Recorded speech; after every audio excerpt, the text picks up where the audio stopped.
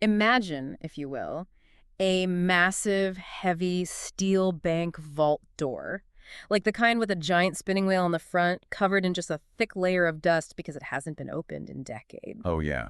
Like something out of an old heist movie. Exactly. Yeah. Now, focus on the sound it makes when those internal gears finally, catch. Yeah. That heavy mechanical click, the Right. sudden hiss as an airtight seal breaks, and the metal just groans as the door swings open. It's a very specific feeling. It really is. And that sound, that specific action of breaking a long-standing deliberate seal is exactly what we're going to be dissecting today. But we aren't looking at physical vaults. No, we're looking at something much more abstract. Right. We are looking at language. So welcome to another deep dive. Today's stack of sources is just this brilliant collection of linguistic and media analyses examining how the global mainstream press is reporting on the U.S. government. And we are talking about the heavy hitters here. Oh, absolutely. The New York Times, the BBC, the Washington Post, CNN.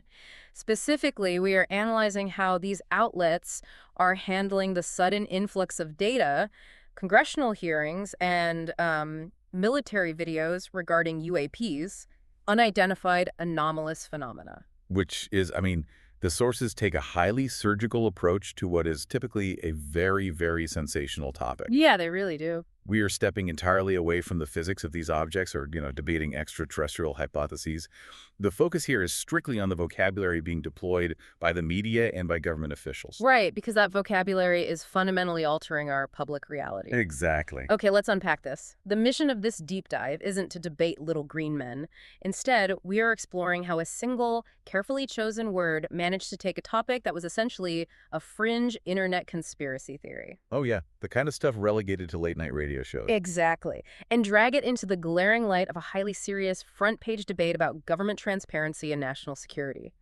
It is honestly a masterclass in the hidden power of language. It really is. Yeah. And understand how this monumental shift in the UAP conversation happened. We have to put the media's current favorite buzzword under a microscope. Right. Because when you scan the transcripts of these recent congressional hearings, or you look at the push alerts coming from top-tier media outlets, there is one core word anchoring the entire narrative. And that word is disclosure. Yes, disclosure. It is constantly framed as UAP disclosure or the push for government disclosure. It just sounds so, heavy. When you hear it, your brain doesn't picture a tabloid headline about flying saucers. No, definitely not. It sounds like something being discussed behind closed doors in a corporate boardroom or a legal deposition. And that boardroom feeling, that's entirely by design. If we look at the anatomy of the word itself, the etymology tells a very specific story. Okay, break that down for us. So the root of the word inherently implies the breaking of a seal.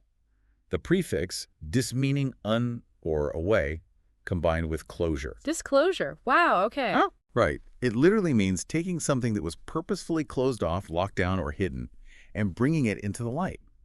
And what's fascinating here is that when you analyze media trends, you really have to contrast the chosen word with its synonyms to see its true function. Because the English language has, dozens of ways to describe putting information out there. Oh, absolutely.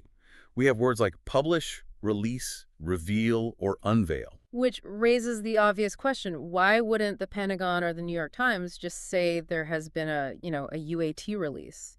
Or that the military is publishing new UAP data? Because words like publish or release are functionally neutral. Neutral how? They describe an action without any historical baggage. Musician releases a new album. A university publishes a sociological study. Right. Those words don't carry the implication that the material was ever actively suppressed. Exactly. And then you have words like reveal or unveil, which, they suggest showing off something brand new. Like you unveil a statue. You reveal a new smartphone model. Spot on. But disclosure is deployed in a strictly different context.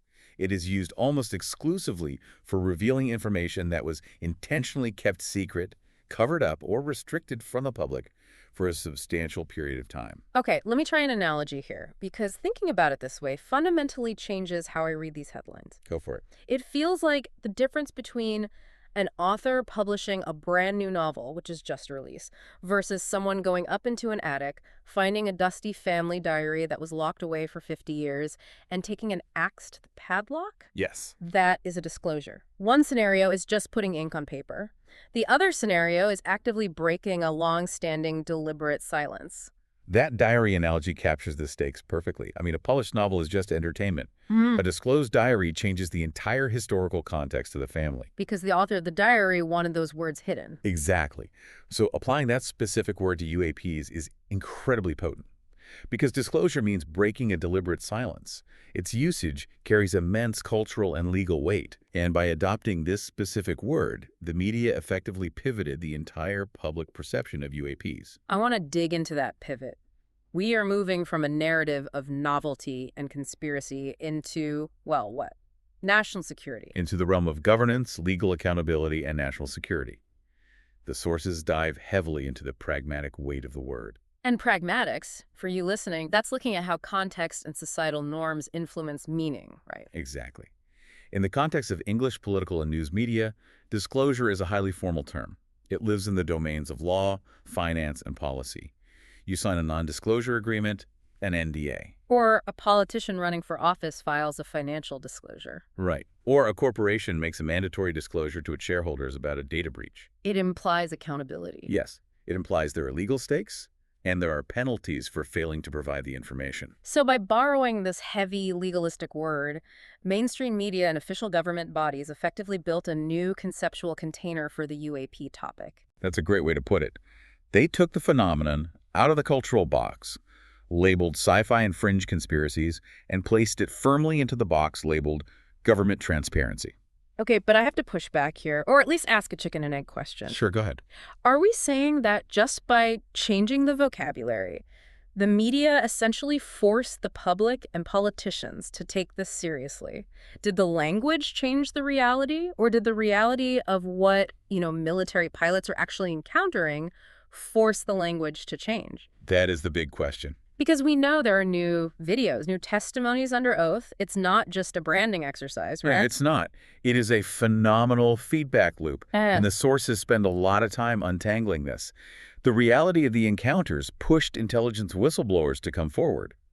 But, and this is the critical part, how did those whistleblowers come forward? They didn't go to a sci-fi convention. Exactly. They filed formal complaints using frameworks like the Intelligence Community Whistleblower Protection Act.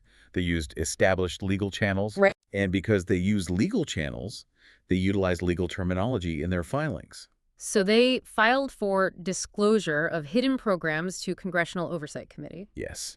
And when the New York Times or the Washington Post gets a hold of that story, journalistic integrity requires them to report on the process. Right. They aren't reporting aliens are real. No, they are reporting a former intelligence official has filed a formal disclosure regarding restricted UAP retrieval programs. The media adopts the legal word, which in turn legitimizes the topic for the general public. The language acts as the ultimate framing device for our reality. Think about how you, listening to this deep dive right now, consume the news on your phone. If you are drinking your morning coffee and a news alert pops up that says UFO sightings increasing, Kids are probably going to ignore it. yeah, your brain instantly codes that as entertainment. You picture tinfoil hats, you might roll your eyes, and you just keep scrolling to the weather. But if a BBC push alert hits your screen and reads, "Government UAP disclosure hearing today," It's completely different. your brain processes that information through a completely different cognitive filter. You immediately code it as a serious national security briefing. You think of congressional oversight, classified documents, geopolitical implications. Even if it's the exact same underlying subject. Exactly, objects in the sky. But the mental reaction is night and day. That cognitive shift is the central mechanism of this whole phenomenon, and it explains why the push for information disclosure has become the primary battleground here. Well, here's where it gets really interesting, because the analytical sources point out a fascinating logic driving the government's recent actions. Right. The overarching goal of the government holding these hearings isn't necessarily to confirm any wild theories about what these objects are. No, the logic is actually rooted in crisis management. Exactly. It is a vital mechanism to manage the immense public relations impacts surrounding national security in the digital age. Because if the general public believes the military is actively hiding information about unknown objects flying with impunity through restricted airspace, public trust in those institutions completely plummets. The issue transforms from an aerospace mystery into a crisis of democratic transparency. The government pushing for, or at least participating in, information disclosure is really about regaining control of the narrative. Yeah, it's a strategic effort to reassure the public that the airspace is being monitored, that the military is competent, and that the government is accountable. It's a massive exercise in maintaining institutional credibility. And this isn't just about one isolated word, disclosure. Not at all. The sources show that by using this one anchor word, the media and the government have spawned an entire linguistic ecosystem. It's a whole movement driven by specific actors using very specific, highly bureaucratic jargon. And once you map out this vocabulary ecosystem, you will notice it in every single mainstream article you read on the topic. It's inescapable. Give us an example. Well, for instance, lawmakers and activists aren't just asking for information anymore. They're demanding full disclosure from the Department of Defense. Full disclosure sounds like a legal demand made during a contentious corporate lawsuit. Doesn't it? And the articles constantly refer to intelligence officials who are pushing for disclosure. Right. It frames the entire situation not as a scientific inquiry, but as a civil rights campaign or a major legislative push against a corrupt system. The advanced vocabulary relies on words that constantly reinforce the stakes. One of the most prevalent words in this new ecosystem is declassified. Oh, we hear that constantly. Newly declassified footage. It has such a cinematic ring to it, right? It does, but think about what the word actually signifies mechanically. Declassified refers to the bureaucratic action of taking state secrets, formally stripping them of their restricted status, and making them public. Right. A human being with high-level clearance had to physically or digitally stamp a file secret. And years later, another human being had to navigate a labyrinth of red tape to unstamp it. Exactly. So when a journalist writes about the military releasing, quote, newly declassified videos of unknown objects, they are reminding the reader in every single sentence that this information was previously considered too dangerous or too sensitive for their eyes. It adds a layer of forbidden fruit to the reporting. The reader feels like they're being granted access to the inner sanctum of the Pentagon. It keeps the tension really high. I also noticed another word popping up in these media analyses, one that feels completely out of place when talking about anomalous phenomena. The word is tranche. T-R-A-N-C-H-E. Oh, tranche. Yes. It is a fantastic, highly specific noun that has become absolutely ubiquitous in UAP reporting. Where does it even come from? It has French origins, meaning a slice or a portion. But in modern English news media, it is almost exclusively a financial or bureaucratic term. It means a specific batch or portion of something incredibly large and complex. Right. You usually hear it when talking about Wall Street derivatives like mortgages sold in tranches or the International Monetary Fund releasing a bailout loan in tranches. So why on earth are we using a Wall Street derivatives term to describe flying objects? Because it implies immense structured volume. Instead of a news anchor saying the Pentagon handed over a few more UFO files, the headline reads, "The Pentagon unveiled a second tranche of UAP records." Using tranche makes the phenomenon sound wildly bureaucratic. Very. It implies that there isn't just one or two spooky files in a cabinet somewhere. It implies there is a massive, highly organized, sprawling archive of data. And the public is just being handed one carefully curated, heavily vetted slice of it at a time. It's a brilliant framing device. It weaponizes bureaucracy to calm the public. That's exactly it.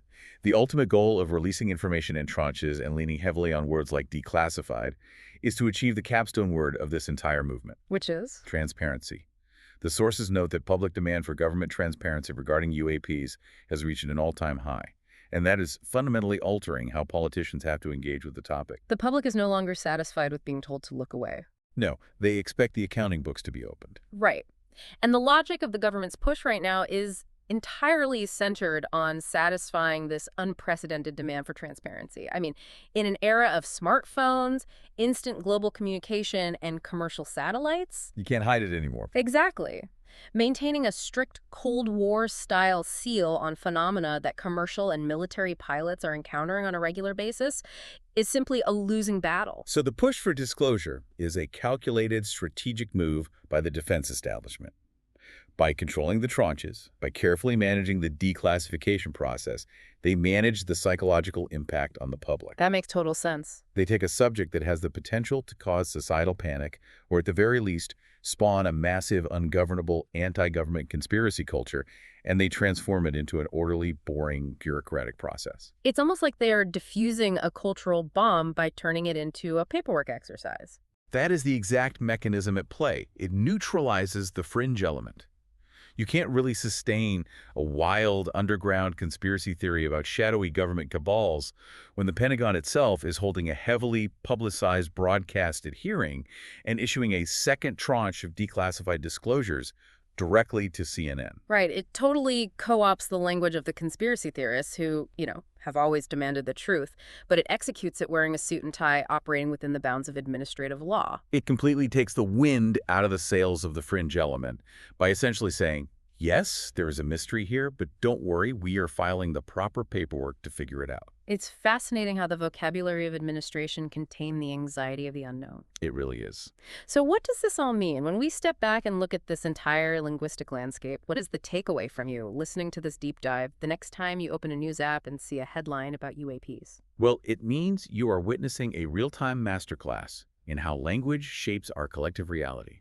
Exactly. The UAP conversation has been forcibly evolved. It is no longer just sci-fi entertainment for late-night television or fodder for internet message boards. Thanks to the deliberate, strategic deployment of specific vocabulary, moving completely away from UFO conspiracies and leaning heavily into tranches of declassified disclosures, it has become a high-stakes, real-world exercise in government accountability. The vocabulary itself proves that we have entered a new era of how the public interacts with national security secrets. We aren't just passively accepting closed doors anymore. No, the public actively expects the vault to be opened. Right. And the government is using the language of bureaucracy to manage how wide that door swings. And this linguistic shift raises an incredibly important question. If we connect this to the bigger picture of how information flows in our society, there is something to really chew on after this deep dive ends. Lay it on us. We established today that the word disclosure inherently implies that something was purposefully hidden, sealed away, or restricted from the public for a very long time. Yeah. And we've seen exactly how applying that single, weighty word took UAPs from the fringes of culture and placed them squarely at the forefront of national security policy. The sheer power of a single word to legitimize a taboo subject. Exactly.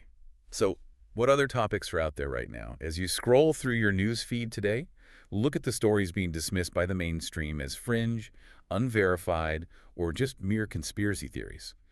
Which of those topics might just be one vocabulary shift, one well-placed, highly formal word away from becoming tomorrow's most serious front-page national security briefings? Oh, wow. That is a thought that is going to stick with me. If the entire global narrative on anomalous phenomena can be rewritten just by breaking the seal on a word like disclosure, what else is sitting behind a heavy, dusty steel vault door, just waiting for the gears to click? Thank you for joining us on this deep dive. Keep your eyes on the headlines, and more importantly, keep your eyes on the specific words they use to write them. We'll catch you next time.